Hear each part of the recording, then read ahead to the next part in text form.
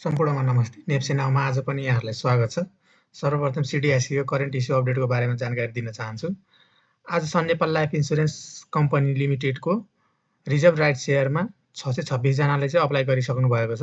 अब हामी नेप्सेको समरीमा जाँदैछौँ। नेप्से आज 14.87 अङ्कले घटेर 0.56% घटेर 2434.23 अङ्कमा आइपुगेको छ। आज 77 वटा कम्पनी बढेको छ भने 168 वटा कम्पनी घटेको छ। एउटा कम्पनी चाहिँ अनचेन्जको अवस्थामा रहेको छ।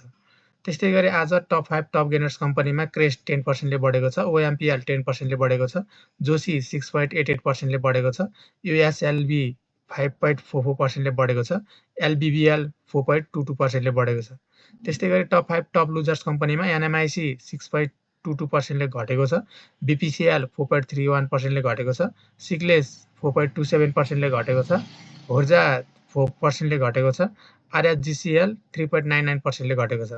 त्यस्तै गरी टप 5 टप टर्नओभरमा यूपीसीएल, एनजीपीएल, एनएमआईसी, एसएचपीसी र राधि रहेको छ भने टप 5 टप भोल्युममा यूपीसीएल, एनजीपीएल, ईएचपीसी, एसएचपीसी र एचआईडीसीएलपी रहेको छ। त्यस्तै गरी टप 5 टप ट्रान्ज्याक्सनमा एनएमआईसी, यूपीसीएल, एनजीपीएल, एसडीएल र एसएचपीसी रहेको छ।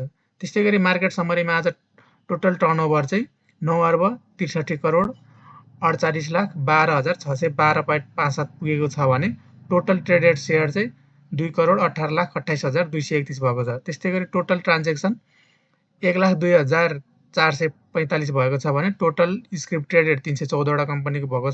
त्यस्तै गरी टोटल मार्केट क्यापिटलाइजेसन रुपिस 43 खर्ब 81 अर्ब 94 करोड 41,30,282.4 भएको छ भने total float market capitalisation rupees 14 खर्ब 66 अर्ब 76 करोड 3,09,766.2 छ भएको छ। त्यस्तै गरी नेप्सेले आज चार्ट मार्फत हेर्दाखेरि नेप्से आज बोलिङ्गर ब्यान्डको मिडल ब्यान्ड भन्दा पनि तल गएर क्लोजिङ भएको देख्न सकिन्छ। त्यस्तै गरी पिभोट टेबलबाट हेर्दाखेरि पी भन्दा पनि तल नै बजारले क्लोजिङ दिएको छ। त्यस्तै गरी मुभिङ एभरेजबाट हेर्दाखेरि 200 को एमए भन्दा पनि तल बजार गएर क्लोजिङ दिएको देख्न सकिन्छ। त्यस्तै गरी इचिमोको क्लाउडबाट हेर्दा पनि दुवै लाइन भन्दा पनि तल बजार रहेको देख्न सकिन्छ।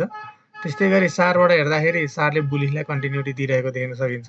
त्यस्तै गरी सुपर ट्रेन्डबाट हेर्दाखेरि बेरिसलाई नै कन्टिन्युटी दिइरहेको र ट्रेन्ड चाहिँ फ्ल्याट बन्न थालेको देख्न सकिन्छ। त्यस्तै गरी 926 को यामेबाट हेर्दाखेरि दुवै यामे भन्दा पनि तल गएर बजार क्लोजिङ दिएको देख्न सकिन्छ। त्यस्तै गरी 926 को यामे क्रसबाट हेर्दाखेरि पनि दुवै 926 को यामे भन्दा पनि तल गएर बजारले क्लोजिङ दिएको देख्न सकिन्छ। त्यस्तै गरी बजारले आज म्याकडीबाट हेर्दाखेरि म्याकडीले बुलिसलाई नै कन्टिन्युटी दिइरहेको देख्न सकिन्छ र दुवै लाइनहरू एकदम साँघुरो भएको पनि देख्न सकिन्छ र हिस्टोग्राम पनि 0 भन्दा माथि तर ब्लर बनेको र सानो बनेको ग्रीन बनेको देख्न सकिन्छ। त्यस्तै गरी आरएसआई आज 43.87 छ। त्यस्तै गरी एमएफआई 32.64 रहेको छ भने स्टोक 37.64 र 28.56 रहेको देख्न सकिन्छ। हस्ते यति जानकारी गराउँदै नेप्से नाउबाट बिदा हुन चाहन्छु। हस्त धन्यवाद।